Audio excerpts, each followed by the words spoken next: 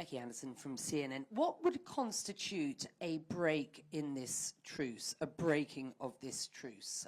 We're talking about a truce on the ground and as I understand it, in the air. So can you just describe what will be seen as a breakdown in that?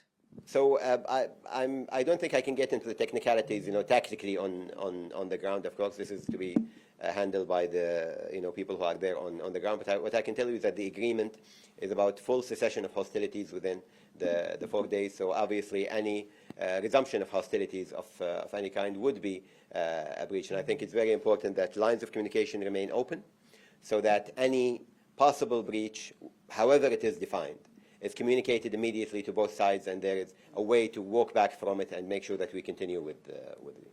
Yes. Can I just ask a second question here?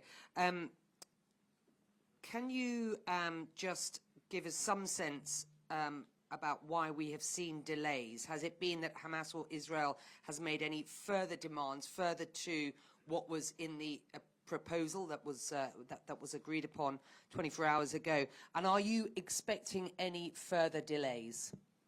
We are hoping that we don't see any delays, and I think we've reached a point now where everything is in place and we are ready to go on the ground. So we are hopeful that, as I told you, by 7 a.m. tomorrow, everything will stop and we'll have this beginning of the humanitarian truce or pause. When it comes to what were the reasons of the delays, I can tell you that the discussions over the details and the schematics of how this will happen were very difficult and very detailed, because we wanted, as I said, to make sure that nothing would cause harm in the process of getting the hostages out, but also that the parameters of the agreement are agreed upon in the operational sense between both sides. And that took a lot of discussions between both sides, but we are happy to report that the discussions happened in a very positive environment where both sides showed their commitment to the agreement itself.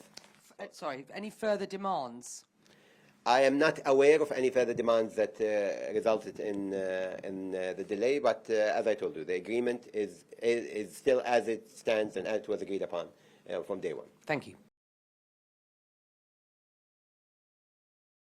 Can I just ask you, just on behalf of the people in the room here and journalists around the world, access into Gaza is limited to a very few working journalists at present.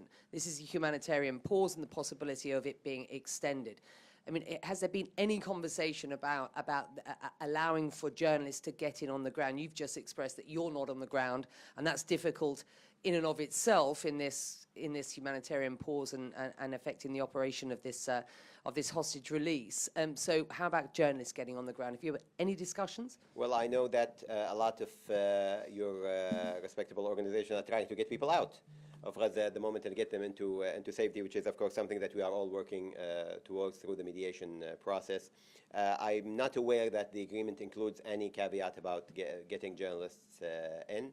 We applaud all the coverage that all the brave journalists have been doing inside Gaza and those who gave up their lives, and we give our condolences to them and to their families and to the organizations which they graced for so